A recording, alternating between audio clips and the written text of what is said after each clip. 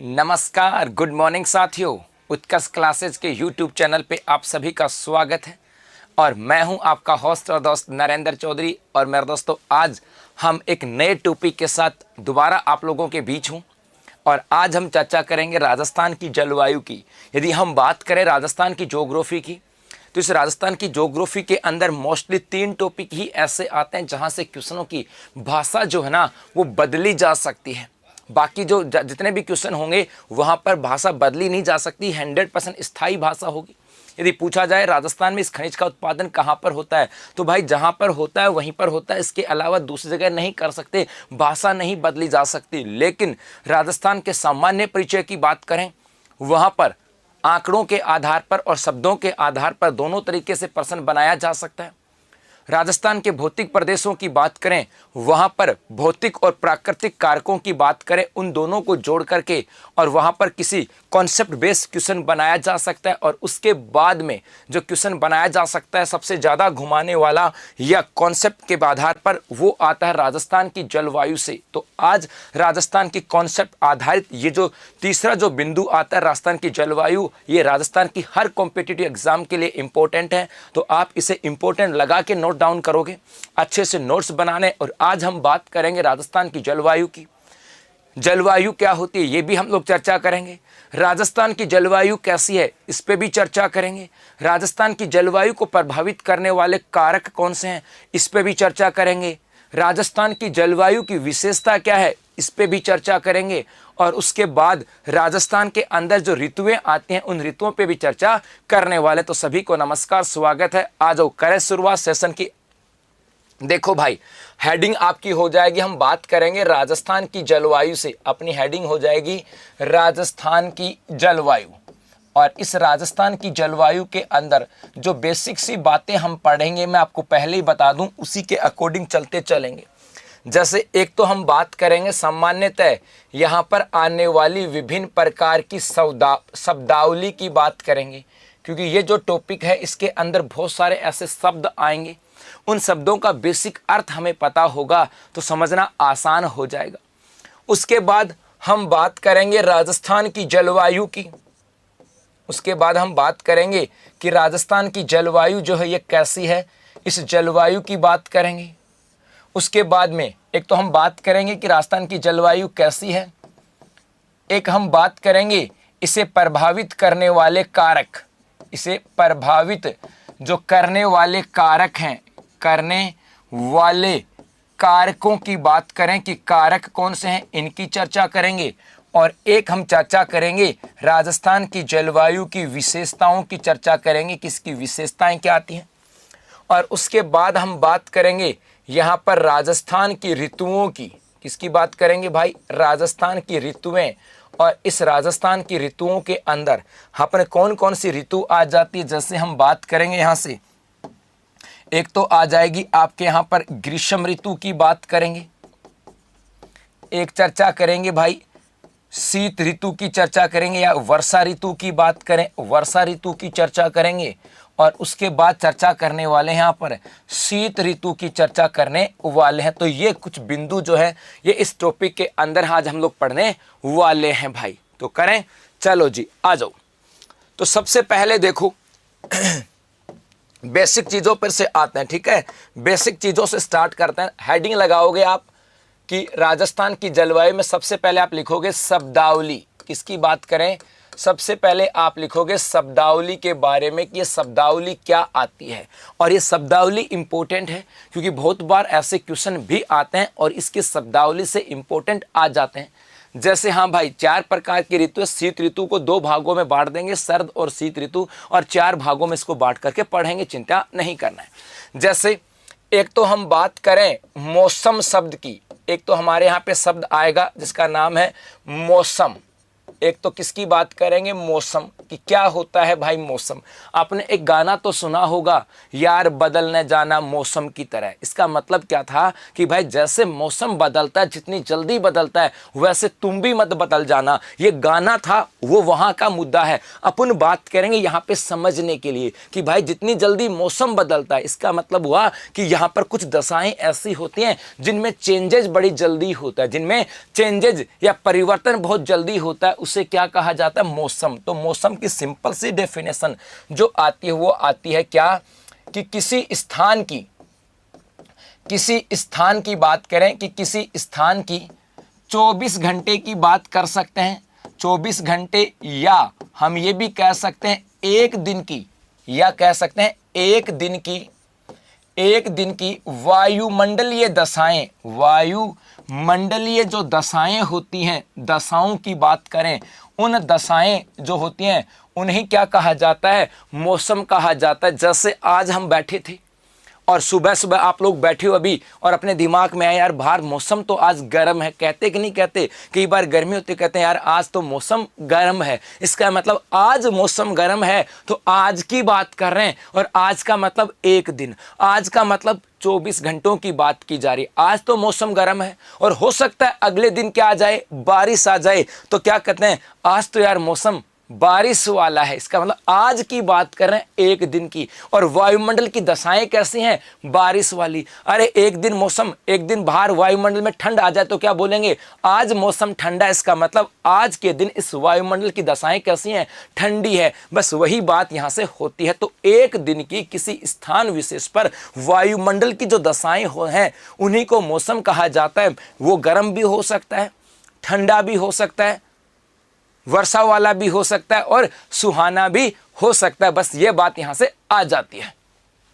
चलो उसके बाद दूसरा शब्द यहां से आता है, दूसरे शब्द की बात करें वो आ जाता है ऋतु। उसको हम लोग क्या बोले, ऋतु। जैसे अब सुनना, यदि मैं कहूं हाँ आज गर्मी है, जैसे मैं कहूं आज तो गर्मी है, तो आज मौसम कैसा हो गया, गर्म। और यही गर्म मौसम लगातार औसतन ऐसी ही दशा, आज गर्म मौसम है, इसका मतलब आज वायुमंडल की दशाएं कैसी हैं, गर्म है। तो ऐसी ही मौसम की दशाएं यदि 3-4 महीने तक औसत रूप से रहें तो इस 3-4 महीने की अवधि को क्या बोल देंगे, ग्रीष्म ऋतु। आज मौसम गर्म है तो भाई आगे 3-4 महीने गर्म ही गर्म मौसम रहेगा, तो इस अवधि को क्या बोलेंगे, हम बोलते हैं सर ग्रीष्म ऋतु आ गई। आज मौसम बारिश वाला हो जाए और आज 3-4 महीने बारिश ही बारिश वाला मौसम रहे तो हम क्या बोलते हैं, सर वर्षा ऋतु की बात यहां पर आ गई है। ओके ठीक है, तो ये बात यहां से आ जाता है। इसका मतलब ऋतु का मतलब होता है कि किसी स्थान की, इसका मतलब है कि किसी स्थान की 3 से 4 माह की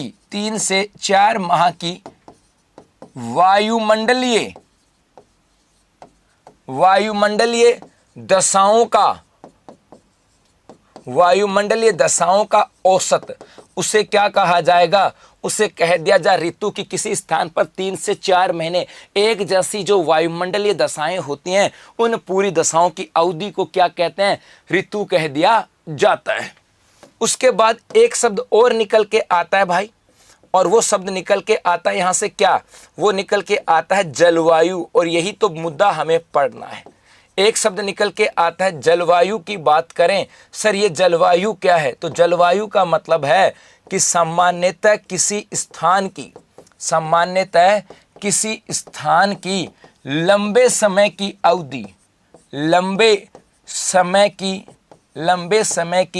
अवधि जो होती है, लंबे समय की अवधि, सामान्यतः किसी स्थान की लंबे समय की वायुमंडलीय दशाओं का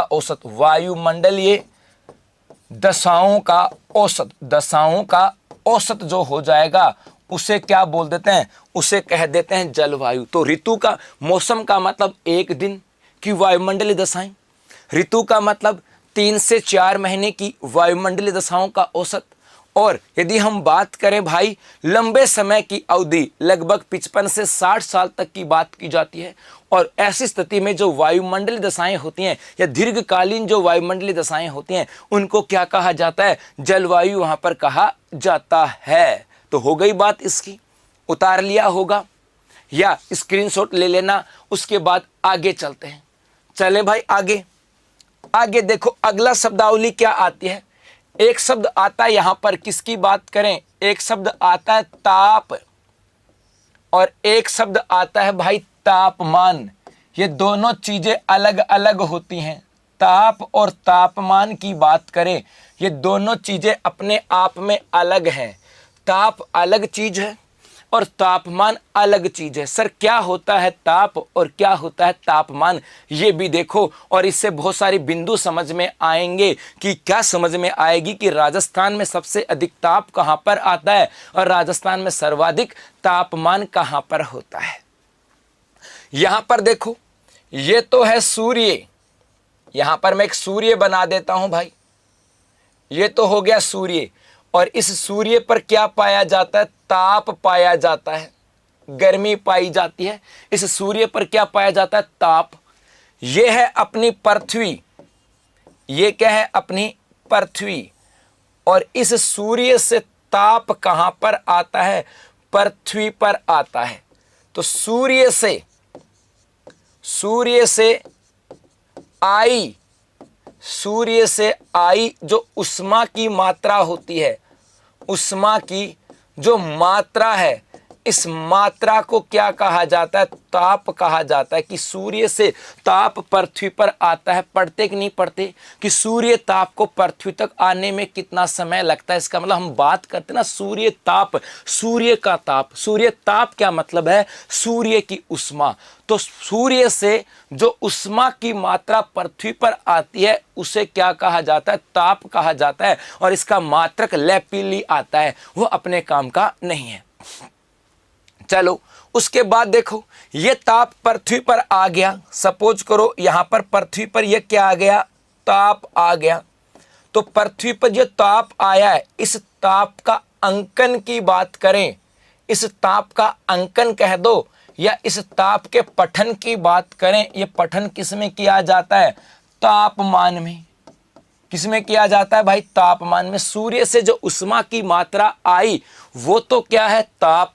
और वो ताप पृथ्वी पर आता है, पर उस उष्मा की वजह से पृथ्वी गर्म होती है। और उस गर्म को पठना या उसका अंकन जो है हम किस में करते हैं, तो 100% आपका जवाब क्या हो जाएगा, तापमान में उसको हम लोग पठन या अंकन करते हैं। तो देखो ताप तो ये है और तापमान ये है।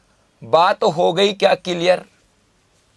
चलो जी, तो ताप और टेम्परेचर बोथ आर डिफरेंट, दोनों के दोनों क्या हैं, अलग अलग हैं। ठीक है, ये ताप और तापमान। लेकिन इससे मुद्दा मजा नहीं आया, स्वाद इसमें नहीं आया, आनंद इसमें नहीं आया। आनंद तो कहां आएगा भाई, जब आनंद इस ताप के साथ मैं आपसे 2 क्वेश्चन पूछूं तो। इस ताप के साथ मैं आपसे 2 क्वेश्चन पूछूं और जब आप जवाब दो तब दिल खुश हो, तब आए मजा कि हाँ गुरुजी बात में स्वाद है, बात में मजा आया है। देखो 2 प्रश्न यहां से पूछ रहा हूं भाई। जैसे पूछूं, पहला क्वेश्चन है, राज्य में सर्वाधिक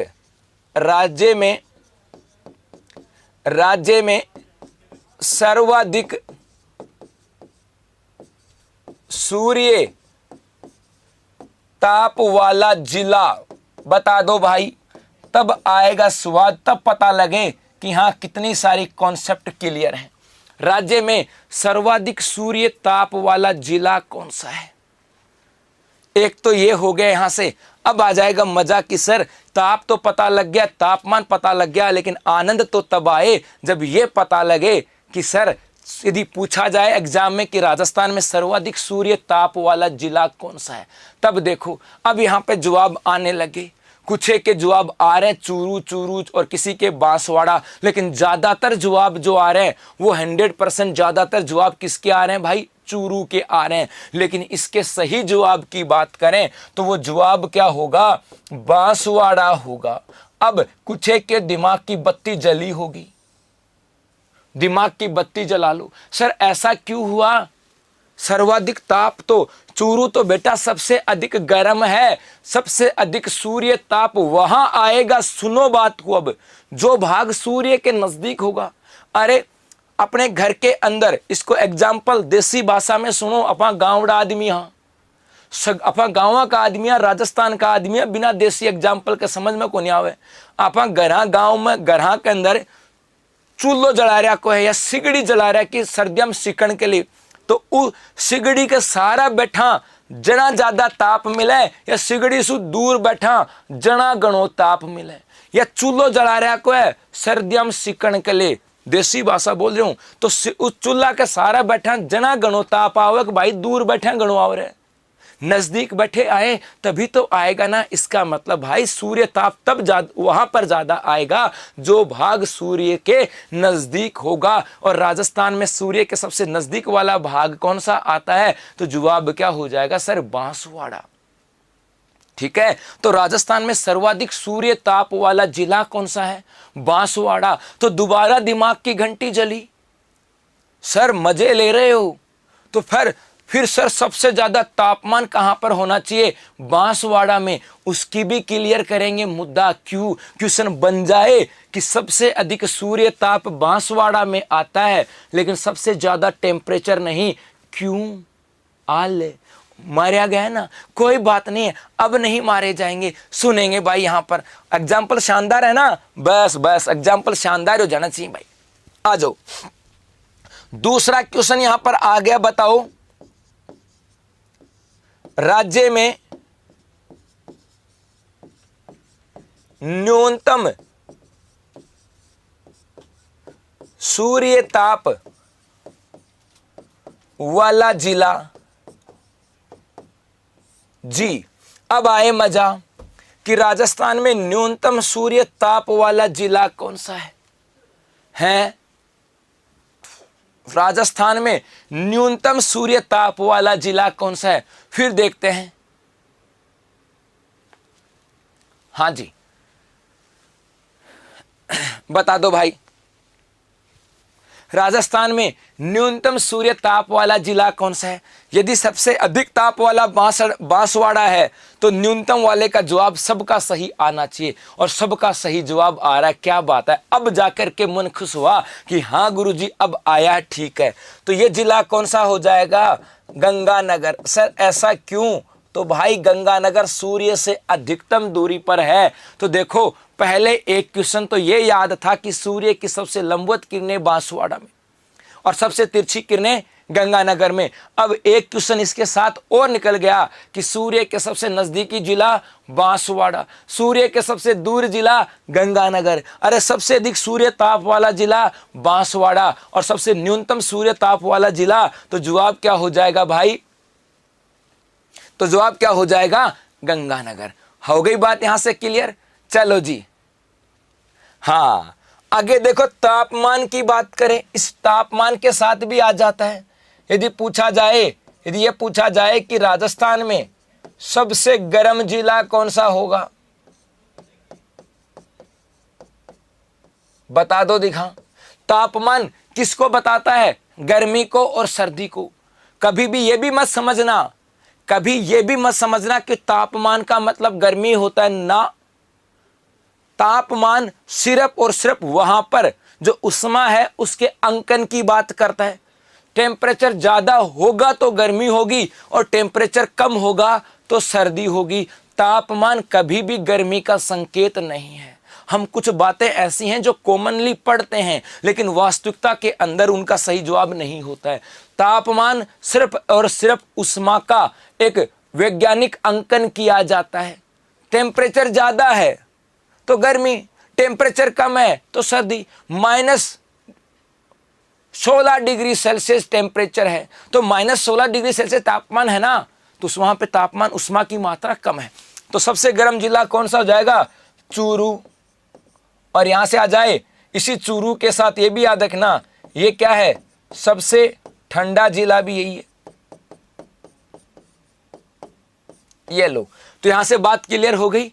ताप और तापमान के साथ गर्म कौन सा है और ठंडा कौन सा है, सबसे ज्यादा ताप कहां पर आता है और न्यूनतम ताप कहां पर आता है। बस इतनी सी बात समझानी थी। यदि ये मुद्दा समझ में आ जाएगा तो अभी बहुत सारी बातें और समझ में आ जाएंगी।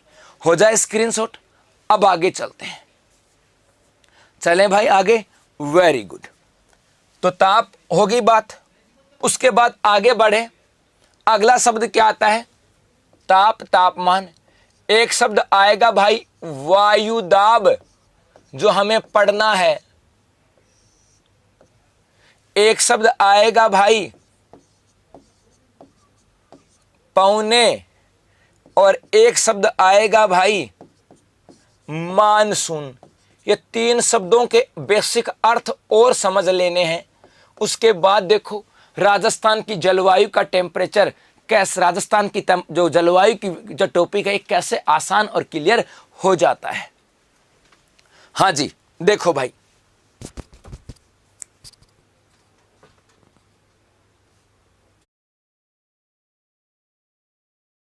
जो वायुदाब की बात करें, वायुदाब की डेफिनेशन देखो, फिर बात समझ में आ जाएगी।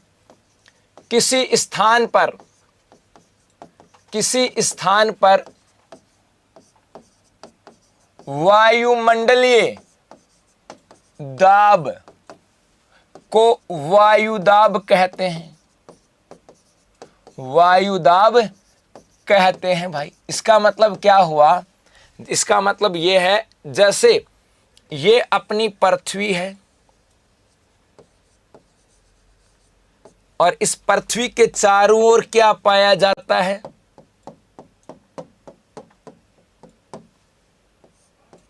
वायुमंडल पाया जाता है। इस वायुमंडल का निर्माण कई घटकों के साथ होता है। इस वायुमंडल का निर्माण वायु के साथ भी होता है।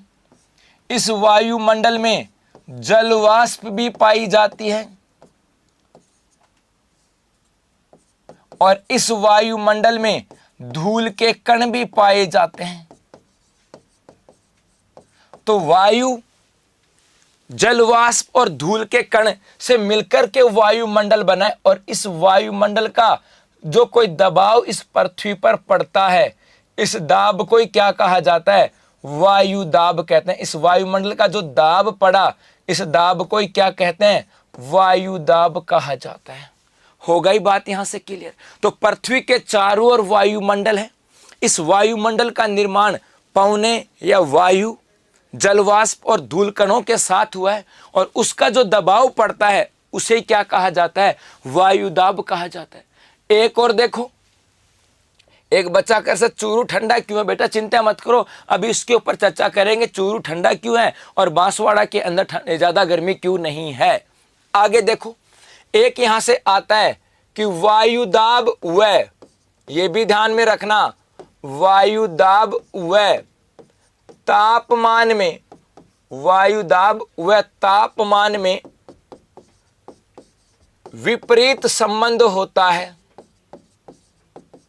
विपरीत संबंध होता है कि तापमान और वायुदाब के अंदर क्या होता है, विपरीत संबंध होता है।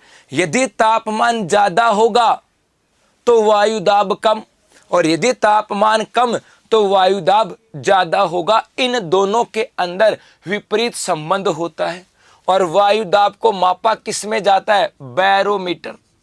किसे भाई, बैरोमीटर की बात करते हैं, बैरोमीटर के साथ। हो गई यहां से क्लियर। चलो, तो वायुदाब किसी स्थान पर वायुमंडलीय दाब को वायुदाब कहते हैं। वायुमंडल तीन घटकों से मिलकर के बना है। वायुदाब व तापमान में विपरीत संबंध होता है और इसे मापन की इकाई क्या आती है, बैरोमीटर आ जाता है। उसके बाद शब्द आता है पौने। पौनों को सुनना, धरातल के समानांतर, धरातल के समांतर चलने वाली हवा को पवन कहते हैं। पवन कहते हैं। सर ये क्या गड़बड़ कर रहे हो भाई, अब आप लोग बड़े समझदार हो, उम्मीद है मुझे, पूरी विश्वास है पूरा। तो आपने ये देखा होगा ना, जब हवा चलती है, पवन चलते हैं, तो अपनी पृथ्वी के धरातल के बराबर तो बहती है, पृथ्वी के धरातल के उसके बराबर तो बहती है, वही तो पौने कहते हैं। तो सर यही तो चलती है, और क्या चलता है। लेकिन मेरे भाई आप लोगों ने यह भी पढ़ा है कि जब हवा गर्म होती है तो गर्म होकर के ऊपर उठती है। इसका मतलब हवा गर्म होकर के ऊपर उठी तो वो किधर चली, ऊपर की ओर चली। तो हवा दो तरीके से गति करती है, एक धरातल से गर्म होकर के ऊपर उठती है, इसे पवन तरंगों के नाम से जाना जाता है, और दूसरा जो हवा धरातल के समानांतर चलती है हाँ, जो इकाई जो हम बात करें, हाँ बैरोमीटर में मापते हैं भाई, इसे मापा जाता है। और किस में हो गया? यदि हम बात करें, किसकी बात करें, जो हवा धरातल के समानांतर चलती है उसे क्या कहते हैं? पवन कहते हैं। इस पवनों के साथ एक बिंदु और याद रखनी है, पवने हमेशा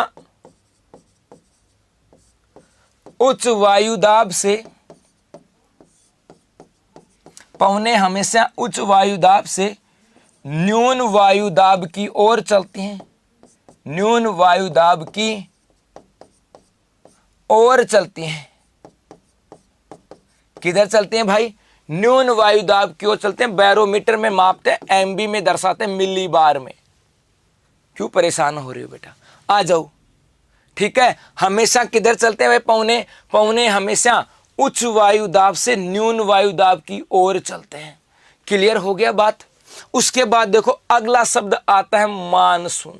सर मानसून क्या होता है? जैसे ही हमारे दिमाग में मानसून शब्द आता है, हम अपने दिमाग में एक ही चीज आती है, सर बारिश आ गई। क्या आ गई भाई? बारिश आ गई। लेकिन मेरे भाई मानसून का शब्द बारिश नहीं होता है, मानसून का मतलब बारिश के साथ नहीं होता। सर ऐसा क्यों भाई? इसका मतलब होता है कि सामान्यतः देखो समझना, हवा की दिशा के साथ, हवा की दिशा के साथ तापमान में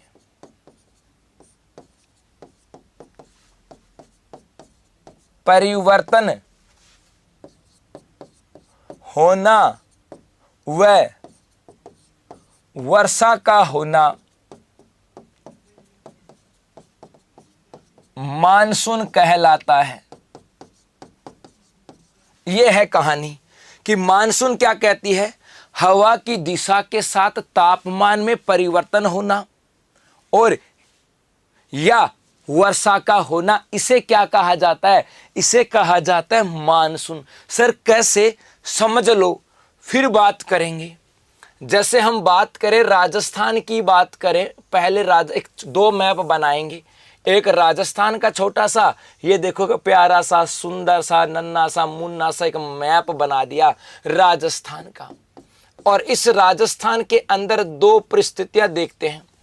सामान्यतः गर्मियों की बात करें, किसकी बात करें मेरे भाई? सामान्यतः गर्मी की बात करें। इस गर्मी के मौसम में इधर दक्षिण पश्चिम से हवा चलती हैं और इन हवाओं की वजह से पूरे राजस्थान के अंदर गर्मी हो जाती है या तापमान में क्या हो जाती है?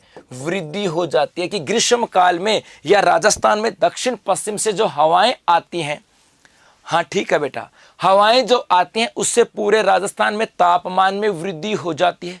और इसके ऑपोजिट पीडीएफ कहाँ मिलेगी बेटा? पीडीएफ जब वीडियो खत्म होता है, वीडियो खत्म होने के बाद आप इसके कमेंट्स बॉक्स में जाओगे तो आपको वहां पर पीडीएफ मिल जाएगी।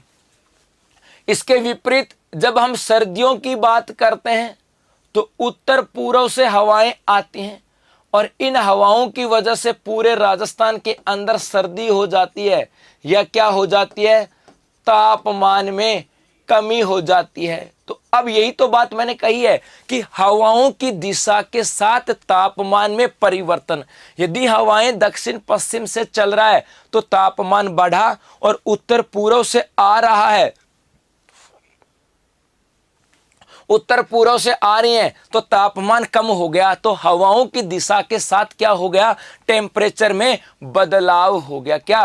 टेम्परेचर में बदलाव हो गया। तो इसका मतलब ये परिस्थितियां कैसी हैं? इस परिस्थिति को क्या कहा जाता है? इसे कहते हैं मानसूनी परिस्थिति, मानसूनी दशा। इसके अलावा और देखो, हाँ जी बताऊंगा उसका रीजन भाई। इसके अलावा दूसरा रीजन देखो, एक हम भारत में मानसून की बात करते हैं कि सर मानसून आ गया। फिर हम मानसून क्यों बोलते हैं? मानसून इसलिए बोलते हैं भाई, भारत के सापेक्ष ये भारत है और भारत के अंदर इस समय जो हवा चल रही हैं वो किधर से आ रही हैं? दक्षिण पश्चिम से। और किधर जा रही हैं? उत्तर पूर्व की ओर। तो ये जो हवाएं हैं इधर आ जाती है आपका अरब सागर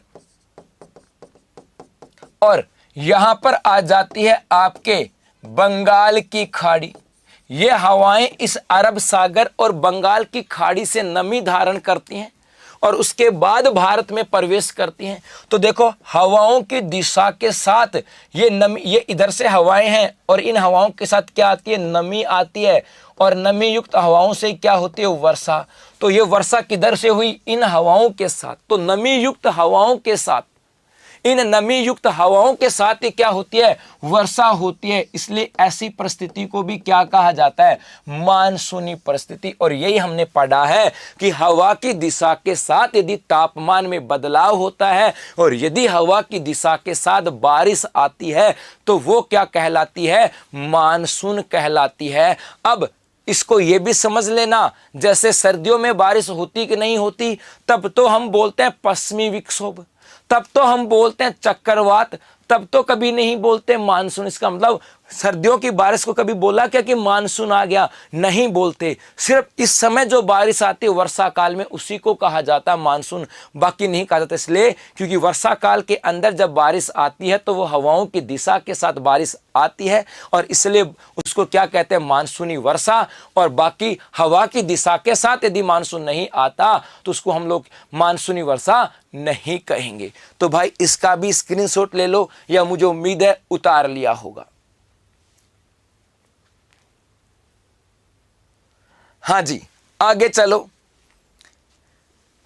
बेटा, इस बिंदु के साथ रिलेवेंट बातें पढ़ें तो ज्यादा ठीक है। आगे इससे आगे चलेंगे तो फिर मजा नहीं आएगा। ये भी छोटा सा स्क्रीनशॉट है, ले लेना या कॉपी के अंदर बना लेना, आ जाएगा भाई। हाँ जी, हाँ ठीक है, आगे चलो सर। और क्या है, अब ये तो हो गई शब्दावली। एक बिंदु हमने पढ़ लिया, राजस्थान में मानसून से संबंधित शब्दावली की बात करें। अब दूसरी बिंदु आ जाती है कि राजस्थान में जलवायु कैसी है। अब हेडिंग लगाओगे, राजस्थान में जलवायु की बात करें। ये लो जी, कैसी जलवायु है, फिर उस जलवायु को प्रभावित करने वाली विशेषता या कारक, और उसके बाद में उस जलवायु की विशेषता, और उसके बाद में जलवायु का वर्गीकरण, जिसकी हम बात करते हैं कोपेन का वर्गीकरण, वो भी पढ़ेंगे भाई।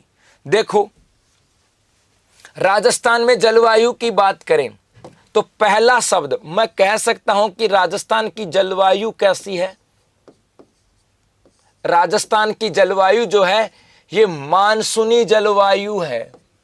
राजस्थान की जलवायु को मैं क्या कह सकता हूं, ये मानसूनी जलवायु है। ऐसा क्यों, क्योंकि अभी आपको बताया है कि राजस्थान के अंदर तापमान में हवाओं की दिशा के साथ परिवर्तन होता है और राजस्थान में ये दक्षिण पश्चिम से जो हवाएं आती हैं इन्हीं से बारिश होती है। तो राजस्थान की जो परिस्थितियां हैं, यहाँ पर हवा की दिशा के साथ तापमान में बदलाव और यहाँ पर हवा की दिशा के साथ बारिश होती है। इसलिए क्या कहा जा सकता है कि राजस्थान की जलवायु को हम लोग मानसूनी जलवायु कह सकते हैं। हाँ या ना, कह सकते हैं। एक तो ये।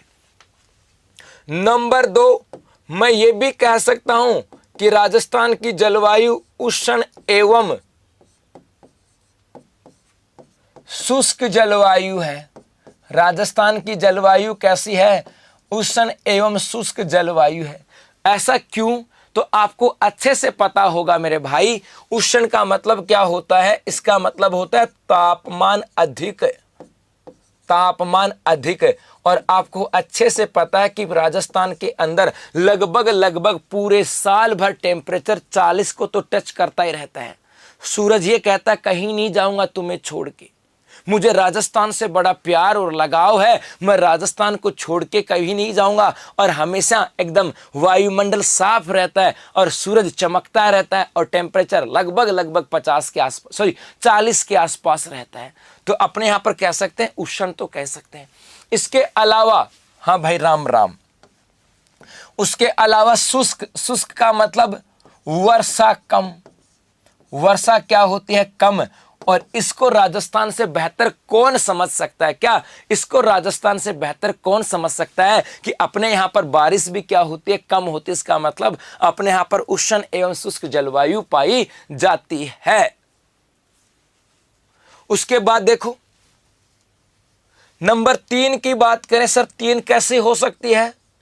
नंबर 3 में ये कह सकता हूं कि राजस्थान की जलवायु की बात करें, ये जलवायु जो है ये उपोष्ण जलवायु की बात कर सकते हैं। कैसी कर सकते हैं भाई? उपोष्ण जलवायु भी कह सकता हूं। कैसी जलवायु कहूंगा? उपोष्ण जलवायु। सर ये क्या है? इसकी कहानी सुनो। ये कहानी ये है मेरे भाई, जैसे हम बात करें, एक जलवायु आती है उष्ण, एक तो कौन सी जलवायु हो जाएगी? उष्ण जलवायु। उष्ण जलवायु का मतलब होता है जहां पर लगभग पूरे साल भर क्या हो? साल भर क्या हो भाई? तापमान अधिक हो। तापमान अधिक हो, उसे क्या कहा जाता है? उष्ण जलवायु। एक शब्द आता है उप, और उप का मतलब क्या होता है? पास या नजदीक, यही तो होता है उप। एक प्रधानमंत्री और दूसरे उप प्रधानमंत्री। अरे एक मुख्यमंत्री और दूसरे उप मुख्यमंत्री, इसका मतलब मुख्यमंत्री के नजदीक वाला व्यक्ति, प्रधानमंत्री के पास वाला व्यक्ति कौन होगा? उप प्रधानमंत्री। तो एक हो जाएगा उप और उष्ण, इसका मतलब इसको क्या बोलेंगे? उपोष्ण बोल देंगे। अर्थात ऐसी जलवायु जो उष्ण तो नहीं है लेकिन उपोष्ण, उष्ण के नजदीक है। तो ऐसी जलवायु जहां पर साल भर तो नहीं लेकिन 9-10 महीने तो तापमान क्या रहता है? अधिक रहता है। और राजस्थान में बताने की जरूरत ही नहीं है, लगभग 9-10 महीने टेम्परेचर क्या रहता है? ज्यादा रहता है। दिसंबर, जनवरी, फरवरी को छोड़ दो, बाकी हमेशा टेम्परेचर ज्यादा ही रहता है। तो यहां से देखो, तो एक हम कह सकते हैं कि राजस्थान की जलवायु कैसी है? उपोष्ण जलवायु भी हम लोग कह सकते हैं। नंबर 4, ये भी तो कह सकता हूं कि राजस्थान की जलवायु कैसी है? अरे शीतोष्ण कटिबंधीय। शब्दों के आगे हेर फेर है। शीतोष्ण कटिबंधीय जलवायु। यहां मैंने कहीं पर भी कटिबंध नहीं लिखा, इसके अंदर लिखा है कटिबंध। शीतोष्ण कटिबंधीय जलवायु ये भी तो कहेंगे। और सर यहां से पर्सन कैसे आएगा वो भी देखें।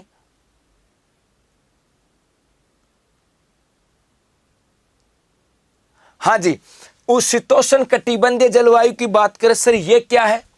इसको भी समझते हैं।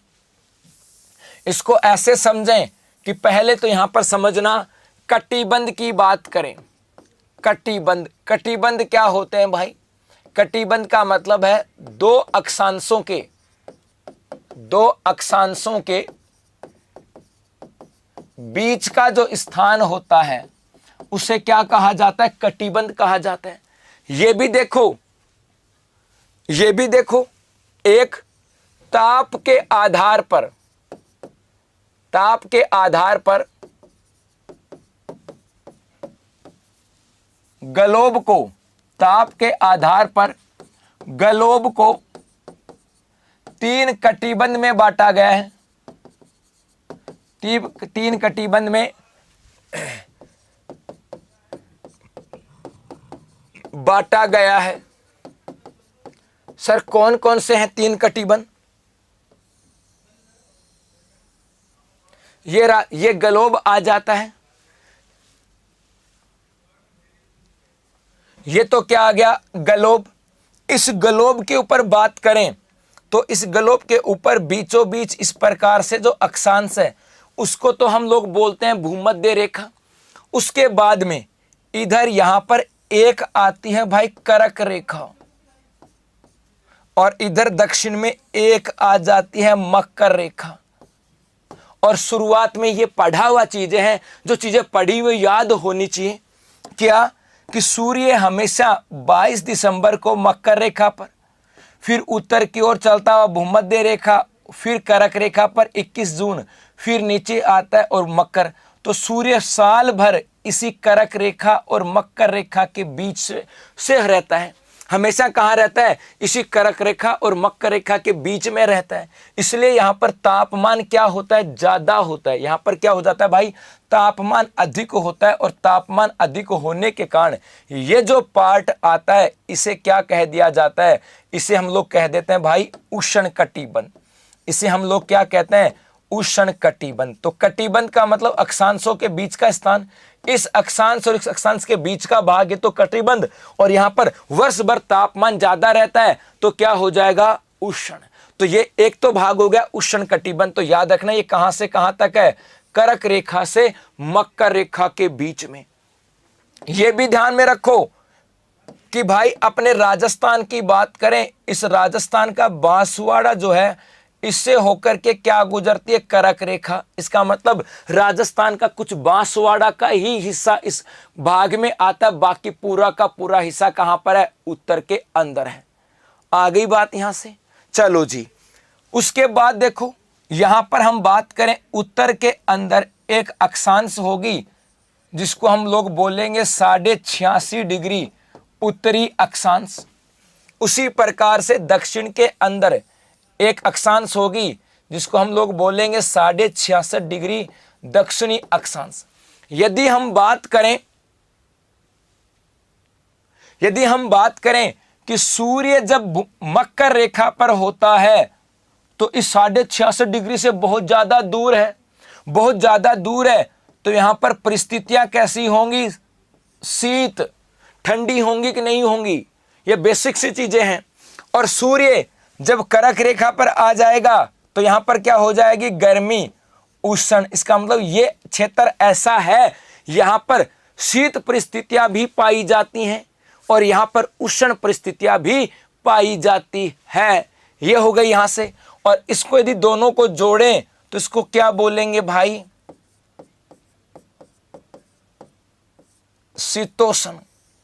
क्या बोलेंगे, शीतोष्ण। और देखो ज्यादातर राजस्थान की बात करें वो कहां पर है, इसी शीतोष्ण कटिबंधीय क्षेत्र के अंदर आ जाता है।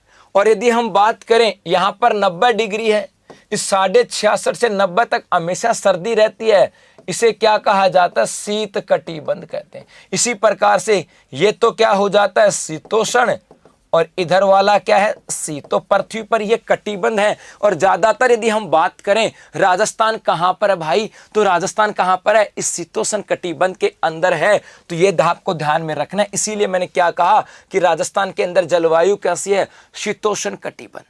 अब दो बातें सुनना। एक तो क्वेश्चन यहां से मैंने बनाया कि राजस्थान में यदि ऐसा आ जाए, ये जो क्वेश्चन आता है बार बार, राजस्थान में कैसी जलवायु नहीं पाई जाती, कैसी जलवायु नहीं पाई जाती, इसकी बात करें। सर ये क्या है, इसका मतलब यह है भाई कि राजस्थान के अंदर पूछा जाए कैसी जलवायु नहीं पूछी जाती, तो कई बार आया हुआ है।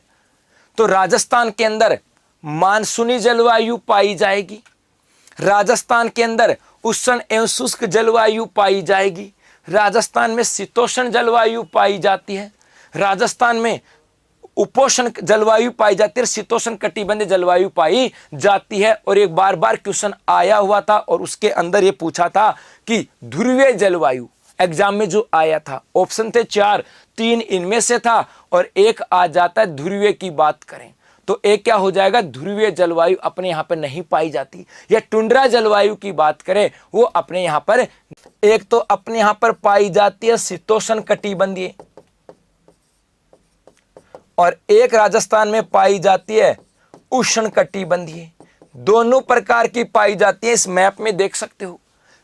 तो कैसे सर, यहां पर आप देख सकते हो ये जो नीले कलर का है ये पूरा का पूरा शीतोष्ण कटिबंध में है और इसके नीचे ये जो मैंने रेड कर दिया ये कौन से में आता है, उष्ण कटिबंध में। क्योंकि जो भाग कर्क रेखा के दक्षिण में होगा वहां पर कैसी होगी, उष्ण कटिबंधीय जलवायु। तो राजस्थान में कौन सी 2 कटिबंधीय जलवायु पाई जाती है, शीतोष्ण और उष्णीय।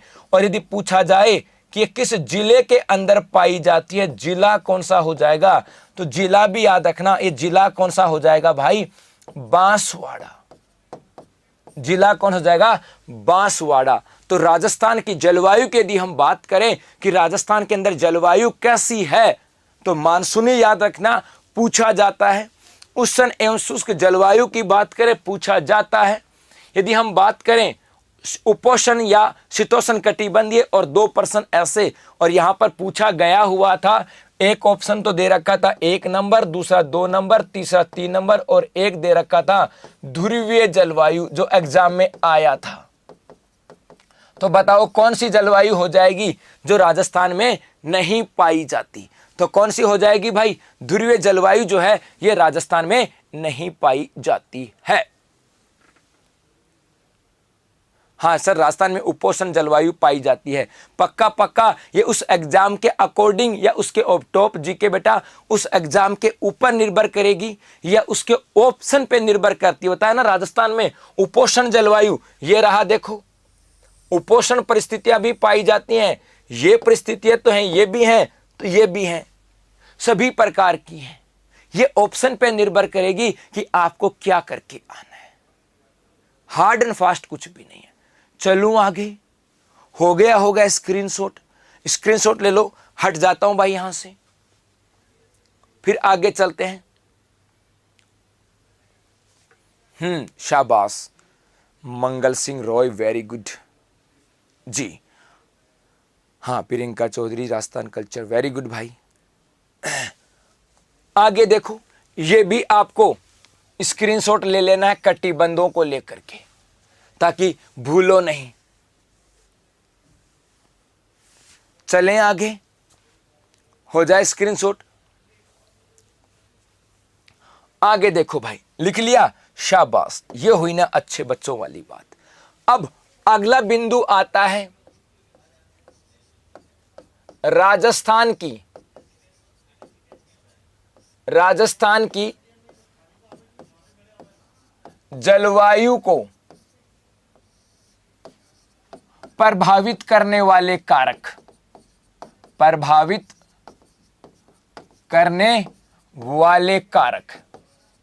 कि कौन कौन से कारक हैं जिसकी वजह से राजस्थान की जलवायु प्रभावित होती है, उसकी बात की जाती है। तो राजस्थान की जलवायु को प्रभावित करने वाले कारकों की बात करें। आ जाओ, नंबर 1 में कहूं कि सर राजस्थान की अक्षांशीय स्थिति आ जाएगी। नंबर 1 में कहूं कि राजस्थान की अक्षांशीय स्थिति या लैटिट्यूड पोजीशनिंग की बात की जाती है। सर ये क्या है? तो आपको यहां से पता ही लग रहा है कि राजस्थान अक्षांशों में कहां है, इस शीतोष्ण कटिबंधीय क्षेत्र में है। तो राजस्थान में जलवायु शीतोष्ण कटिबंधीय है।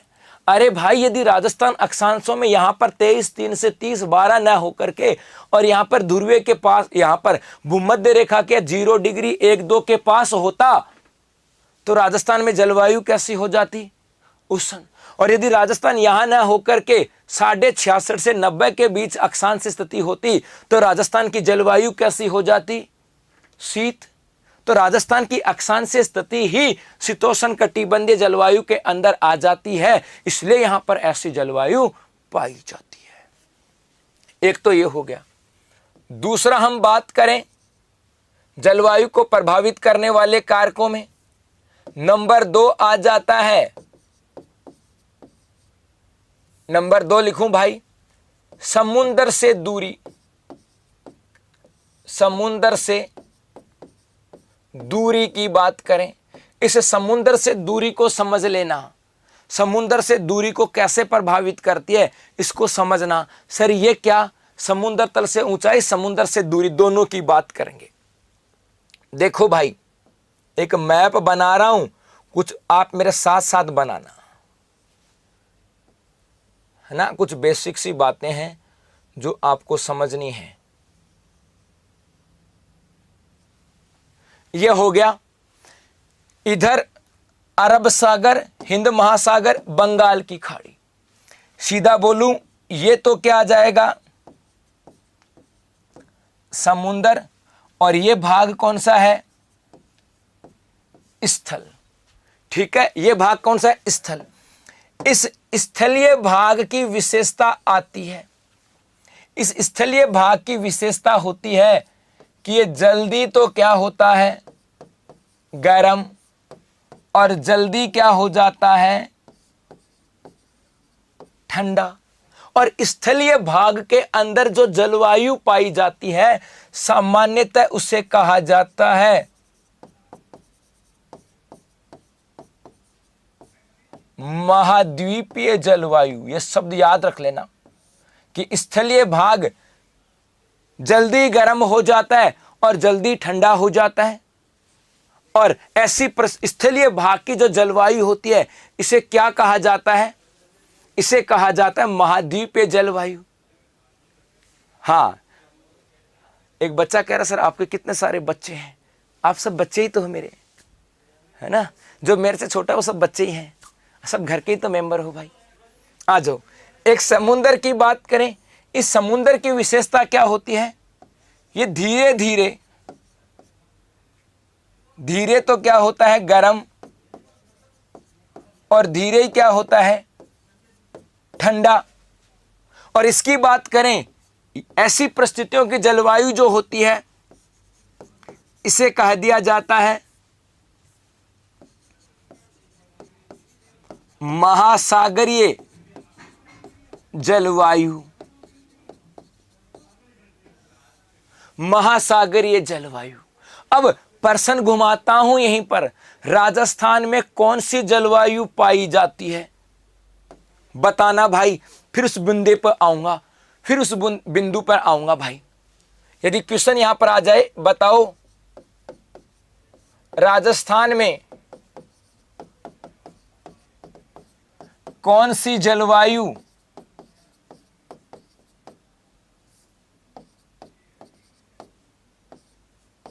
पाई जाती है? पहला है ध्रुवीय जलवायु, दूसरा है टुंड्रा जलवायु,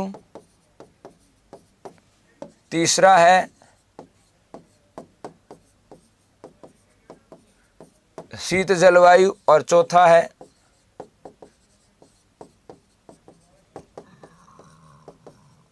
महाद्वीपीय जलवायु।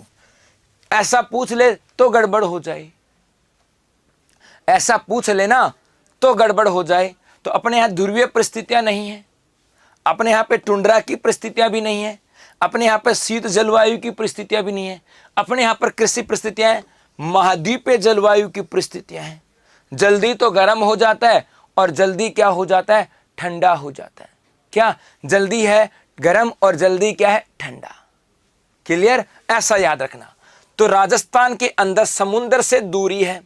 अब इसके ऊपर सुनना, बिंदुओं को कैसे कैसे जोड़ रहा हूं वो सुनना। समुद्र से दूरी हो गई तो याद रखना महासागरीय जलवायु का प्रभाव तो नहीं पड़ता और महाद्वीपीय जलवायु का प्रभाव पड़ता है। तो राजस्थान की समुद्र से दूरी और प्रभावित करने वाले कारकों में दूसरा हो गया, ये उतार लिया। आगे चलूं। सुमन कुमावत नोटिफिकेशन नहीं मिलता। बेटा एक बार चैनल को सब्सक्राइब करो, चैनल को सब्सक्राइब कर लोगे ना तो आ जाएगा। क्या बात है? हाँ ठीक है बेटा, धन्यवाद, बहुत बहुत धन्यवाद। ऐसे कॉम्प्लीमेंट देते रहा करो, मन खुश होता रहेगा। चले जी, तो एक तो हो गया अक्षांश स्थिति और दूसरा समुद्र से दूरी। तीसरा प्रभाव क्या पड़ता है?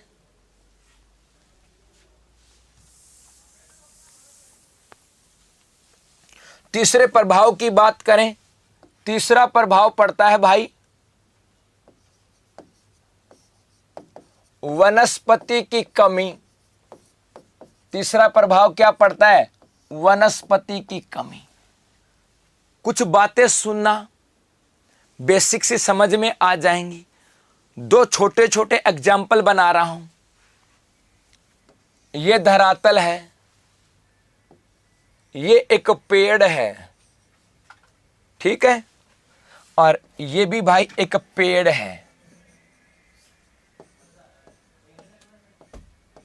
हाँ, ये पेड़ हो गया भाई। अब आप लोग बताओगे, यदि गर्मी का मौसम है और दोपहर का समय है, गर्मी के मौसम में सबसे ज्यादा गर्मी कब होती है? दोपहर के मौसम में। कब होती है? दोपहर के मौसम में होती है।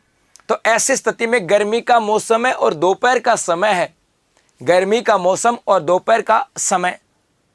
ऐसी स्थिति के अंदर बताओ आपको कोई कहे कि भाई आप जाके बैठ जाओ, तो कहां जाके बैठोगे? या खुले में जाके बैठोगे या पेड़ के नीचे जाके बैठोगे?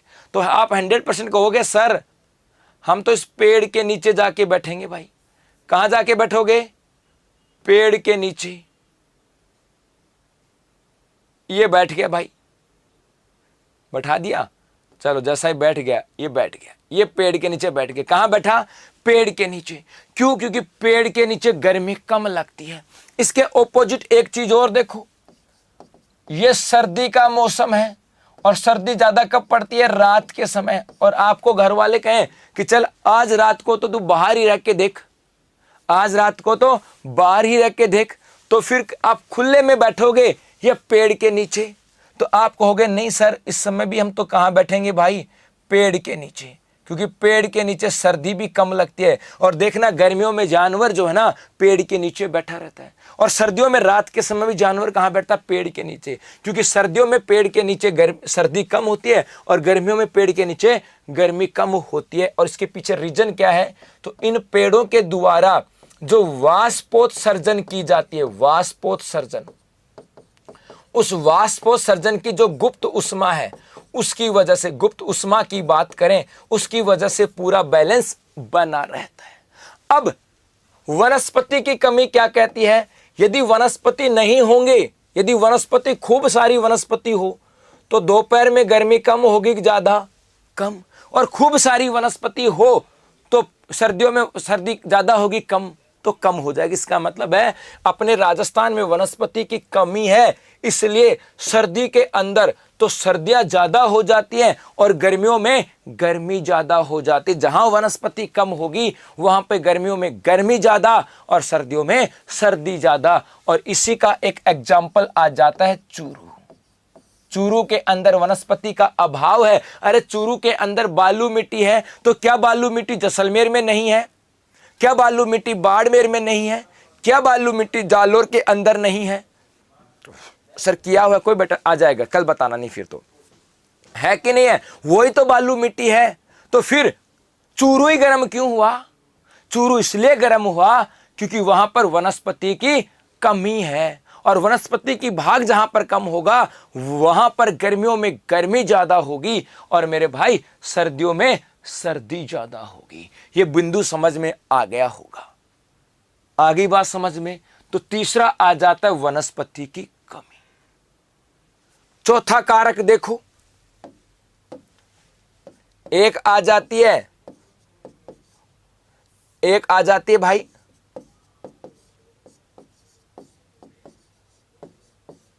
वर्षा की कमी। वर्षा कम होगा तो मौसम अपने आप शुष्क होगा। वर्षा ज्यादा होता तो मेरे भाई मौसम अपने आप ही क्या हो जाता? आर्द्र हो जाता, अपने आप ही नम हो जाता। तो वर्षा की कमी। और अगला जो इंपॉर्टेंट है वो देखो, इसका स्क्रीनशॉट ले लो, आगे चलता हूं। अगला जो आता है नंबर 4 या 5, वो आता है आपके धरातल की बनावट। कैसे करती है धरातल की बनावट, इसकी चर्चा करेंगे। और यहां पर एक शब्द आता है अल्बिडो। इस अल्बिडो की चर्चा करेंगे, क्योंकि क्या होता है अल्बिडो और कैसे अल्बिडो टेम्परेचर को प्रभावित करता है। तो लेकिन चर्चा कब? कल। तो कल इसी समय अगली क्लास के अंदर अल्बिडो क्या होता है, धरातल की बनावट कैसे प्रभावित करती है, और कोपेन ने राजस्थान की जलवायु का कैसे वर्गीकरण किया, इन सब बिंदुओं पे कल चर्चा करते हैं। तो मिलते हैं अब अगली क्लास के अंदर। तब तक के लिए धन्यवाद, थैंक यू, शुक्रिया।